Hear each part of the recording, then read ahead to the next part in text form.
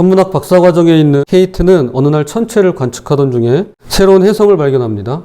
역사적인 순간을 기념하며 제자를 축하해주던 천문학 박사 랜들 박사는 혜성의 위치와 예상 경로를 계산하던 중에 충격적인 사실에 도달하게 되는데, 직경 6에서 9km에 달하는 혜성이 지구와 충돌하게 될 확률이 99.78%이며 그 결과는 지구 멸망이고 남은 기간은 불과 6개월하고 10살이라는 것이었습니다. 이것은 현실보다 더 현실감 있게 그려낸 Don't Look Up이라고 하는 영화의 내용입니다. 두 사람은 다급하게 워싱턴으로 날아가 대통령과 면담을 합니다. 그러나 돌아오는 대답은 충돌 확률이 100%는 안 되네요. 일단 기다리면서 상황을 좀 더 지켜보십시다. 지나가는 사람 붙잡고 당신은 100% 죽을 겁니다 라고 말하면 납득할 수 있겠습니까? 라면서 퉁명스럽게 대답합니다. 얼마 뒤에 있을 중간선거에 불리해질까봐 별로 관심 없는 것입니다. 이에 과학자들은 언론사를 찾아갑니다. 유명 쇼프로에 출연하게 된 그들은 대법관의 스캔들과 유명 가수의 사생활에 대한 이야기가 끝난 뒤에야 비로소 마지막 순서로 소개가 되고, 그들은 지구 종말이 임박했음을 알리며 인터뷰를 시작합니다. 그런데 진행자들은 과학자들의 엄중한 경고를 세상에 이런 일이쯤으로 가볍게 받아 넘기며 농담을 주고받느라 바쁩니다. 참다 못한 여주인공이 폭발합니다.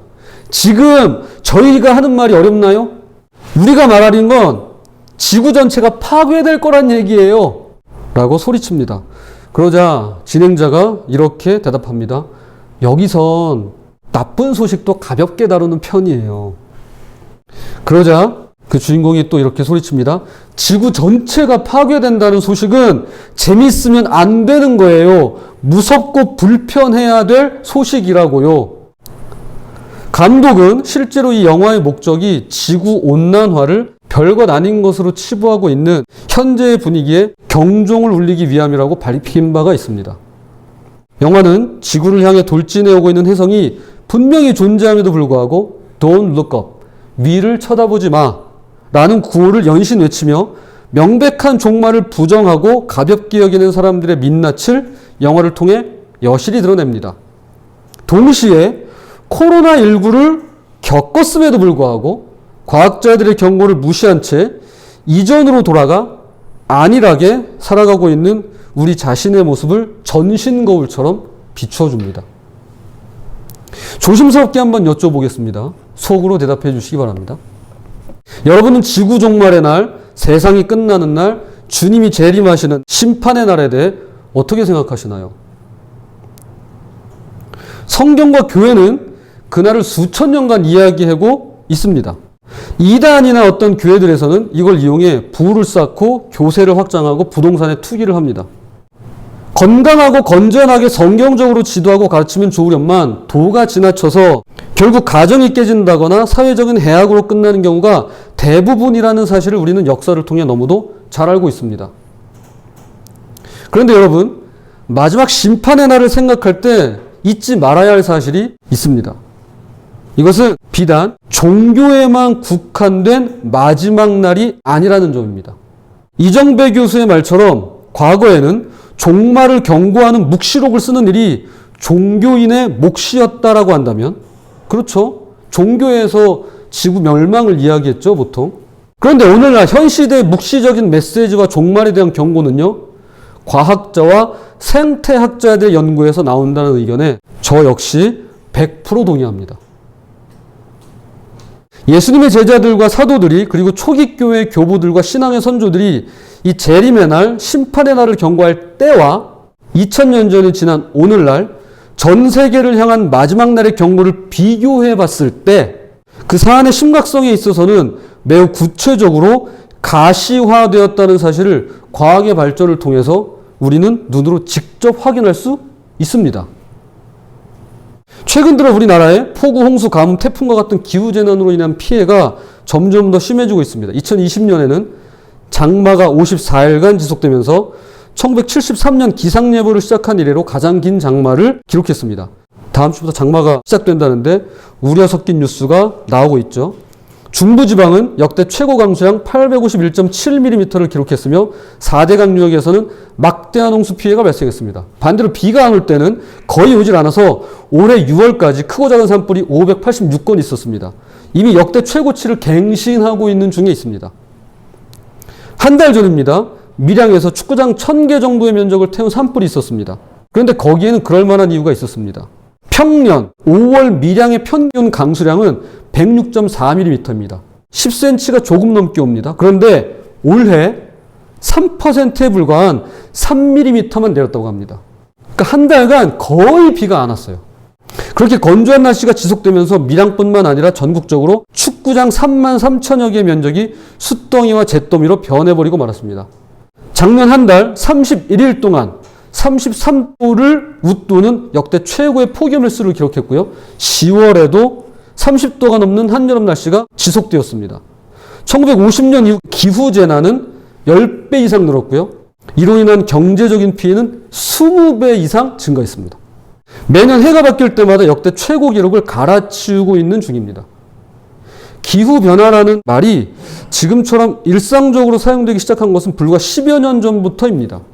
이전에도 지구온난화라는 단어가 있었지만 보통은 그 개념을 지구가 어느 정도 따뜻해지는 것으로 이해했을 뿐 지구 시스템의 관점에서 기후변화를 이해하지는 못했더랬습니다. 가령 봄과 가을이 짧아진대, 여름이 늘어난대, 겨울이 좀 추워진대, 이 정도였습니다.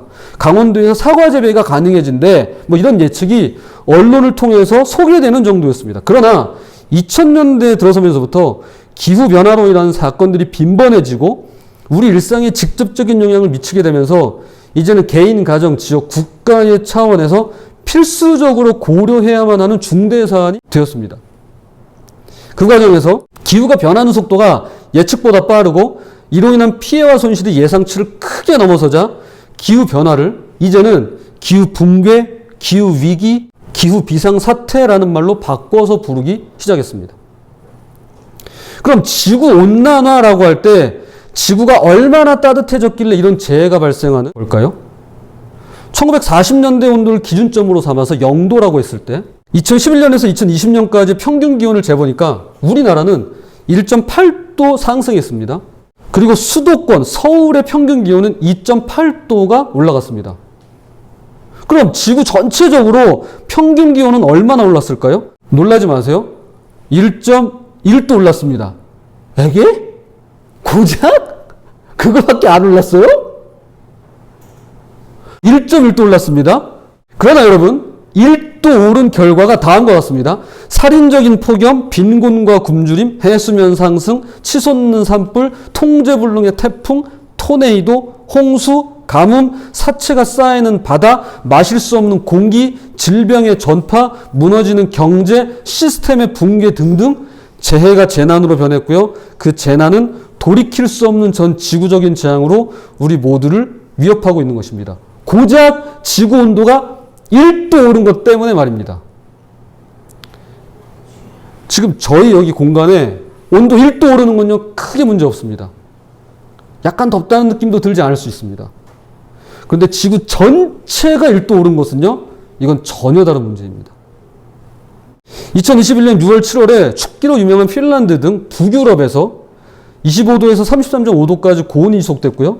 독일, 벨기에 등 서유럽에서는요, 1000년 만에 폭우와 대홍수가 발생했고요.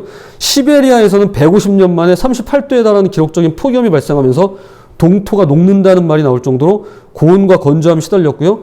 이것이 대형 산불로 이어지면서 시베리아 숲이 불타버렸습니다. 그 결과 북극을 따뜻하게 만들면서 그 아래쪽에 있는 유라시아, 유럽과 아시아 그리고 한반도에 한파를 가져왔습니다. 그린란드 빙상에서 처음으로 눈이 아닌 비가 내렸고요. 히말라야 고산지대에서는 따뜻해진 날씨로 빙하 붕괴가 일어나면서 갑자기 홍수가 일어나고 200명이 넘는 사상자가 나왔고요. 캐나다에서는 최고 기온이 50도를 육박하면서 일주일간 719명이 돌연사하고 10억 마리의 어패류가 폐사했습니다. 미국에서는 살인적인 폭염 때문에 데스밸리라고 하는 곳의 온도계는 최고 54.5도를 가리켰고요. 70여 곳에서 산불이 일어났는데 이 가운데 무려 3개월 동안 꺼지지 않는 딕시 파이어라고 하는 초대형 산불이 그때 일어났습니다. 중국 쓰촨성에서는 시간당 200mm 이상의 폭우로 홍수가 나면서 72만 명의 이주민이 발생했고요. 일본에서는 이틀 동안 500mm의 폭우가 내리면서 시즈오카현의 어느 마을은 폐허가 되어버리고 말았습니다. 고작 지구 평균 1도 오른 것 때문입니다. 과학자와 생태학자들은 2도를 마지노선으로 보았습니다. 지구 평균 기온이 산업화 이전보다 2도 이상 오르게 되면 더 이상 복원 불가능한 상태가 될 것이라는 예측입니다.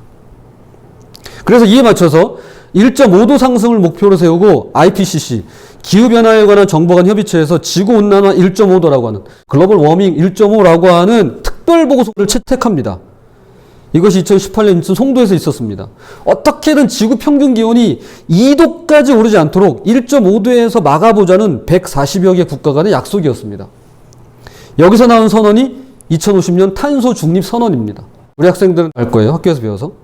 온도 상승폭을 1.5도 이하로 유지하려면 2050년까지 산업활동으로 인한 온실가스 배출량을 0으로 만들어야 한다는 것입니다. 적어도 2075년까지는 배출량 제로, 즉 탄소 중립을 시쳐내야 2도 이하로 유지할 수 있다는 것입니다. 최근 발표된 세계 13,000여 개 도시의 총 탄소 배출량 논문에 따르면 서울이 인구수로는 6위입니다. 그런데 탄소 배출량은 세계 1위예요. 2,150만 명이 사는 서울의 탄소 배출량이 인구수 2배가 되는 4,500만의 중국 광저우보다 많고요. 3,500만이 사는 도쿄보다 탄소 배출량이 2배 이상 높다고 합니다. 지구 용량 초과의 날이라는 것이 있습니다. 우리가 사용하는 물, 공기, 토양 등 지구의 자원 사용량과 우리가 현재 쓰고 버리는 물건들, 쓰레기 그리고 폐기물 등을 계산해서 환경오염이 지구의 자정 능력을 초과하는 시점을 계산하는 것입니다. 1970년대까지만 해도 지구 용량을 초과하지 않았다고 합니다. 그런데 2020년에는 지구 용량의 1.6배를 소모했으며 놀랍게도 우리나라는 이미 4월 10일에 주어진 자원을 모두 사용했기 때문에 평균적인 지금의 생활 방식, 우리 한국인의 생활 방식을 유지하려면 무려 3.5개의 지구가 더 필요하다고 합니다. 과연 2050년까지 탄소 중립 제로를 실현하고 지구 온난화 1.5도를 지켜낼 수 있을까요? 불과 30년도 채 남지 않은 시간인데 이게 가능할까요? 자, 그런데 말입니다. 1년 전입니다. 지난 2021년 4월 IPCC 6차 보고서가 새롭게 발표되었습니다. 거기서 말하길 지구 평균 기온 1.5도 상승 예상 시점이 2050년보다 10년 더 앞당겨진 2040년이라는 연구 결과가 나왔습니다. 지구 온난화는 이 순간에도 우리가 지금 이야기하고 있는 이 시점에도 우리의 예상보다 훨씬 더 빠르게 진행되어 가고 있습니다. 그럼 이쯤 되면 늘 나오는 질문이 있습니다. 이런 거죠. 지구는 언제 멸망하게 될까요? 우리에게 시간이 얼마나 남았나요? 하는 것입니다. 자, 이것을 교회에서 사용하는 용어로 바꿔보겠습니다. 이렇게 되겠죠. 최후 심판의 날은 언제일까요? 예수님은 언제 오시나요? 가 될 것입니다. 세계적인 석학 유발 하라리 교수는 300년 안에 인류가 멸망할 것이라고 말하고, 진화 생태학자 최재천 교수는 그렇게까지 오래 걸리겠느냐며 21세기를 채 넘기지 못할 것 같다고 말합니다. 여기에 총균쇠라고 하는 책으로 퓰리처상을 수상한 제라드 다이아몬드 교수는 한겨레신문과 인터뷰에서 인류 문명의 마지막이 불과 30년 앞으로 다가왔다고 경고합니다. 물론 이분들의 말은 예언이 아니라 예상일 뿐입니다. 즉 지구의 멸망이, 지구의 종말이 멀지 않았다라고 하는 심각한 경고죠. 그럼 성경은 뭐라고 말하나요? 그날이 언제인지는 예수님조차도 모른다고 말씀하셨습니다. 다만 한 가지 분명한 사실이 있는데요. 이미 온 세상이, 오늘 제목입니다. 이미 온 세상이 그날이 임박했음을 교회보다도 더 잘 알고 있는 것처럼 보인다는 것입니다. 우리 교회보다도 온 세상이 그날이 임박했음을 더 잘 알고 있는 것처럼 보인다는 것입니다. 그럼 우리는 어떻게 해야 할까요? 곧 오실 주님 기다리며 교회 열심히 다니고 신앙생활 잘하면서 그렇게 살다가 부르시면 천국 가면 되는 걸까요? 물론 이것도 방법 중에 하나일 것입니다. 그리고 이것보다 더 좋은 방법이 있을까 싶기도 합니다. 그런데 만약에 나의 신앙이라고 하는 것이 믿지 않는 사람들과 이 사회, 이 지역, 그리고 온 지구와 자연 만물의 피조 세계에 도움이 1도 되지 않는다면, 아니 오히려 탐욕과 탐심이 오히려 해가 된다고 한다면 그것은 신앙의 사사화일 뿐입니다. 그것은 신앙이라고 볼 수 없습니다. 나만 복 받으면 되고 우리만 잘 살면 된다는 식이죠. 교회는 그동안 성장제일주의를 추구하고 번영신앙에 열광하며 부의 축적과 소비를 하나님의 복으로 선전하며 자연이 착취되고 환경이 파괴되는 것을 자연스럽고 당연한 결과로 여겼습니다. 오늘날의 생태학자들과 환경운동가들이 서구 교회를 향해서 기후위기의 책임을 묻는 이유가 바로 여기에 있습니다. 교회들에게 책임을 묻습니다. 그동안 교회가 그리고 인류가 곡해하고 남용했던 성경 구절이 바로 오늘 우리가 읽은 본문입니다. 많은 그리스도인들이 땅에 충만하라는 명령에 따라 땅을 차지하느라 바빴고요. 땅을 정복하라는 말씀을 악용해 산과 강을 파헤쳤고요. 생물을 다스리라는 말씀을 오용해 생물을 멋대로 죽여왔던 것입니다. 그 결과 현재 전 세계 산림지역의 85%가 파헤쳐졌고요. 바다는 이제 겨우 3% 남았고요. 포유류는 80% 정도가 사라졌고요. 식물은 50%, 어류는 15% 정도가 멸종했습니다. 이대로 가다간 2050년이 되면 모든 바다 생물의 수가 90% 이상 줄어들 것이라고 예상합니다. 현재 생물들의 멸종 속도가 자연적인 속도에 비해 1000배 정도 빠르다고 합니다. 이 또한 인간의 탐욕이 가져온 지구온난화의 원인이자 결과인 셈이죠. 성경은 하나님을 두려워하지 않는 자들이 저지르는 큰 죄악 중 하나를 그분이 창조하신 세계, 그분이 지으신 땅을 망가뜨리는 것이라고 보았습니다. 그리고 그들은 반드시 심판을 받게 될 것입니다. 자, 말씀을 한번 찾아보겠습니다. 요한계시록 11장 18절입니다. 이방들이 분노하며 주의 진노가 내려 죽은 자를 심판하시며 종 선지자들과 성도들과 또 작은 자든지 큰 자든지 주의 이름을 경외하는 자들에게 상 주시며 또 땅을 망하게 하는 자들을 멸망시키실 때로소이다 하더라. 자, 이 말씀은 약간의 설명이 필요합니다. 자, 천상의 광경을 묘사하고 있는데요. 하나님 앞에 우리가 알기로 24장로라고 하는 24명의 장로가 머리를 땅에 대고 엎드려서는 이렇게 말합니다. 주님, 주의 이름을 경외하는 자들에겐 상을 주시고 반대로 이 땅을 망하게 하는 자들, 곧 자연을 훼손시키고 창조 질서를 파괴한 자들은 이제 멸망시키실 때가 되었습니다. 라고 상소합니다. 오늘 본문 말씀은 우리에게 맡기신 이 땅을 자본의 논리로 난개발하고 파헤치고 오염시키고 내 땅이니 내 맘대로 해도 좋다라고 말한 적이 없습니다. 창세기 1장 26절입니다. 하나님이 이르시되 우리의 형상을 따라 우리의 모양대로 우리가 사람을 만들고 그들로 바다의 물고기와 하늘의 새와 가축과 온 땅과 땅에 기는 모든 것을 다스리게 하자 하시고, 하나님은 먼저 삼위일체라는 관계 안에서 사람을 지으십니다. 그렇죠? 우리의 형상을 따라 우리의 모양대로 우리가 만들고, 우리라고 계속해서 말씀하십니다. 그리고 사람들에게도 똑같이 그분의 형상대로, 그분의 모양대로, 즉 공동체라고 하는 관계 안에서 자연과 피조물들을 다스리도록 하십니다. 그러니까 같이 지낸다는 거죠. 같이 살라는 것입니다. 같이 생활하고 다스리라는 것입니다. 그런데 이 말씀으로 끝내도 되는데요. 이걸 또 한 번 반복합니다. 좀 더 구체적으로 삼위일체 하나님께서는 그분의 형상을 따라서 그냥 사람들이 아니라 남자와 여자를 지으셨다고 말씀합니다. 자, 27절. 하나님이 자기 형상, 곧 하나님의 형상대로 사람을 창조하시되 남자와 여자를 창조하시고. 여러분, 굳이 27절 그리고 그 다음에 28절을 한 번 더 반복할 필요가 없습니다. 그런데 그 얘기를 다시 합니다. 그리고 좀 더 구체적으로 이야기합니다. 이미 저는 지난주에 어거스틴의 말을 인용해서 삼위일체 하나님을 사랑을 주시는 분, 그리고 사랑을 받으시는 분, 그리고 그 가운데 계시는 사랑이라고 말씀드린 바 있습니다. 즉 삼위일체 하나님은 사랑 안에서 사랑으로 남자와 여자를 지으시고 우리 인류를 서로 사랑하고 사랑받는 남자와 여자로 창조하셨습니다.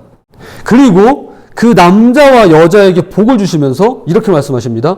땅에 충만하라, 땅을 정복하라, 그리고 생물을 다스리라고 명하십니다. 1장 28절. 하나님이 그들에게 복을 주시며 하나님이 그들에게 이르시되 생육하고 번성하여 땅에 충만하라, 땅을 정복하라, 바다의 물고기와 하늘의 새와 땅이 움직이는 모든 생물을 다스리라 하시니라.